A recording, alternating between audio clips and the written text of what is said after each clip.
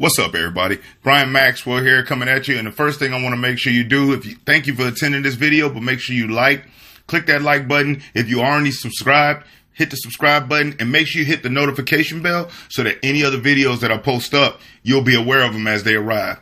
But what I want to talk about right now is really the science of selling without trying to sell. You see, many times I hear salespeople talk about how they want to go out there and close the sale, how they're going to go out there and close this person. When at the end of the day, you must realize that in today's modern information age, the average consumer is so aware of everything that's going to be attempted when they come into your store or to your business that they become readily prepared. I mean, right now, if you go to YouTube, and let's just use automotives for an example. If you typed in how to avoid being ripped off buying a car, you would notice thousands upon thousands of videos come up. And they're not written by the people that work in the industry. They come from people who have gone into a dealership or into a business, had a horrific experience or failed to get something that they wanted. And the one thing that they want to do is try to better prepare other people that are coming in on how to deal with it. And so when you go out there from a salesman's point of view, and most salesmen's point of view is an inwardly focused perspective, meaning they're only focused on how much money they can make off this person, when in reality, one of the things that makes it easier for you to help a customer make a smart, safe buying decision and do business with you is to first acknowledge the fact that it is not you against them. It is a partnership, because this individual can take their business and that opportunity to anybody that they want, but they chose to come and give it to you. And we owe it to them, regardless of what their attitude or what we believe their attitude is like, or what we believe their emotional state is like. We've just met this person. We have no idea if the way they're interacting with us or dealing with us is the most positive this person has been. And so when we interact with people from an inwardly focused standpoint, we tend to look at certain postures, certain facial expressions, and we take them as a personal affront. When in reality, the individual on the other side of that table that you're dealing with has every right to be skeptical up until we prove to them that we're different from everybody else and that we're actually here to help them and that we're not there to hurt them. And so when I say the art of selling without trying to sell, remember this: people hate to be sold, but they love to buy. And so when you interact with somebody and you're coming at them from a place of mind or a perspective to where you are literally trying to work with them to make sure, A, that they get exactly what they need, but at the same time, you are compensated for the services that you are rendering.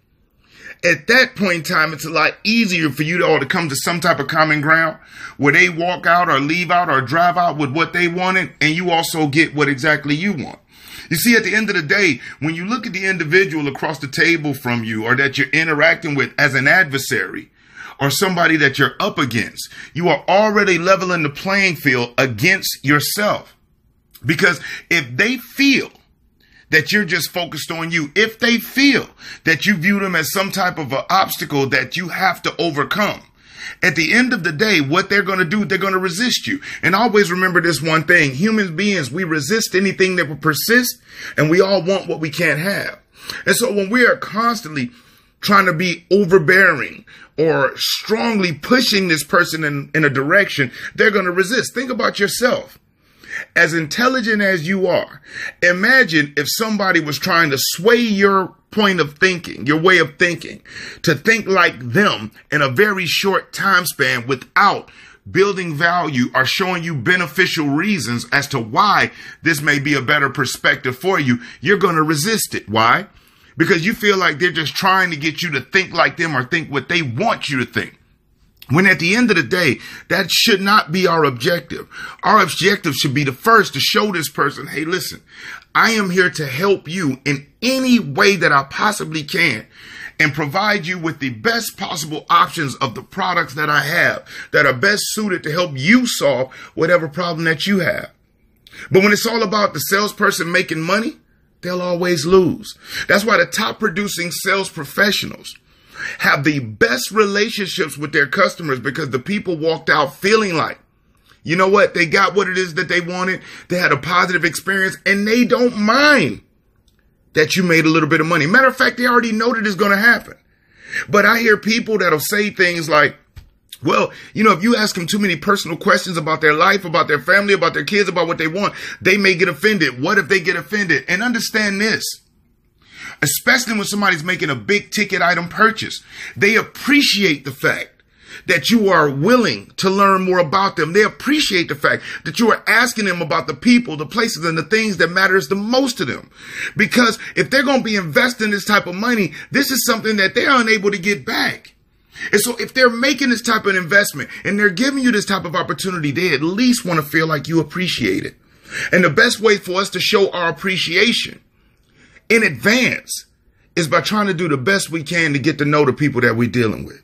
Okay? So the art of selling without trying to sell means that it doesn't matter if a person has $50,000 in their checking account and a 900 credit score. If you don't have a product or don't offer a service that will help them solve a specific problem, it's irrelevant. But the only way you can find out what that problem is by being genuinely focused on establishing a relationship with this individual and trying to help them make a smart, safe buying decision that is best suited for their situation. And if you do that at the best of your ability, what you'll find is you'll have a lot more people that are willing to do business with you that'll leave out feeling a lot more fulfilled. There are people that walk out with a vehicle at a far more discounted rate than the next person that still feels shortchanged. Why? Because the individual that they dealt with didn't give them a positive experience, didn't make them feel like they genuinely was focused on them. All they wanted to do was make a sale. And so in the mind of the consumer, they say, you know what, if all you want to do is make a sale, I'm at least going to make this sale best suited for me. But the person that walks out that's willing to pay full price for the product, or even willing to hug you and shake your hand and say thank you as they're leaving out after making an investment, that's because outside of the investment, you made them feel appreciated and that what they did with you was meaningful to you and was just not another deal.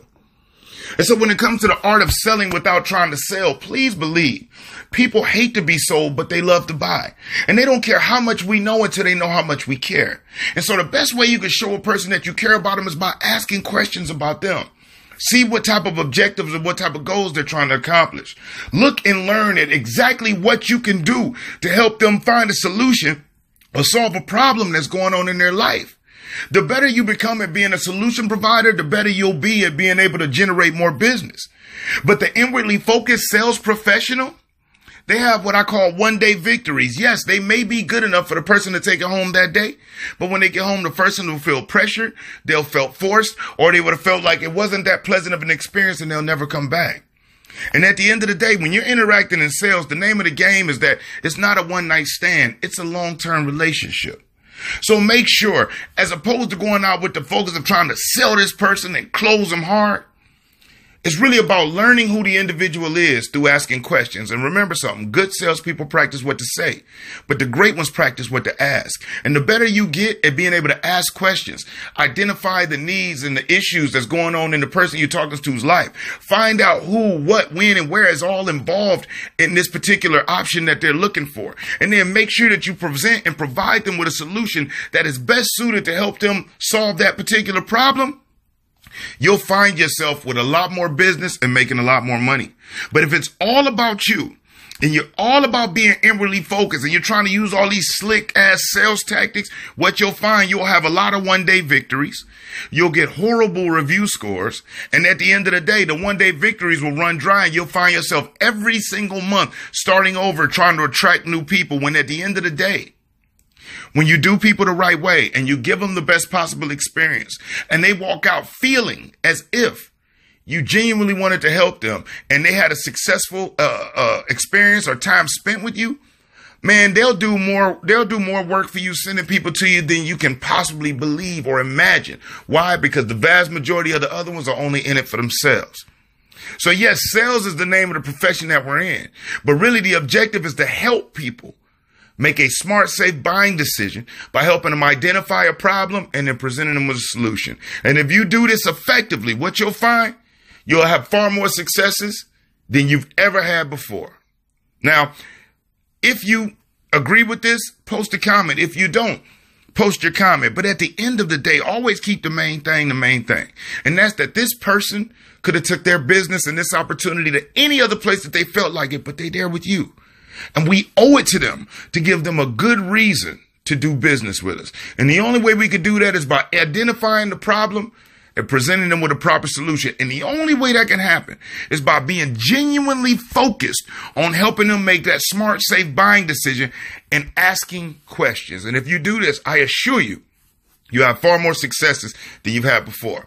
Now, if you wonder what type of questions do you ask, or when they say certain things, how do you combat that or come back at that with a question that can generate more information? The good news for you is that there's a loaded online training program, which is private. You won't find it on YouTube, that really goes in depth, and it's really short. It's less than 30 minutes that really lays out what it is that you do at every step of the way, from the moment that you introduce yourself to this person to the moment that they leave. How when they leave, they feel satisfied, and they can also will also increase your referral funnel for you to continue to generate business. Okay. And it's called 3 Ways to Sell 20 Vehicles Every Single Month. Okay. And it's available. It's private. Click the link in the description. A lot of people that come watch videos, the last thing they do is open up the description and take advantage. But if you on here and you're still listening to this, obviously you're somebody that's a different breed than everybody else. And I believe that in you. I know more about you than you think I do. How do I know? Because I was you at one time, hungry to learn how I can get better, and was willing to do anything I had to in order to get there. And once I realized and invested my time in learning the right ways to do things would take me to a whole nother level, I've never looked back. So I encourage you, click the link in the description. Go over and check it out. It's totally free. It's private. You get free access to it. And there's some awesome tools and things that I make available to you on this particular online video training. So again, make sure you keep the main thing the main thing. Our objective is to help them make a smart, safe buying decision by being genuinely focused on learning as much as we can about them and giving them the best possible experience that we can. And if we do this the right way, we're all good. All right. Other than that, I'm Brian Maxwell. I look forward to seeing you at the dealership, and I'm over and out.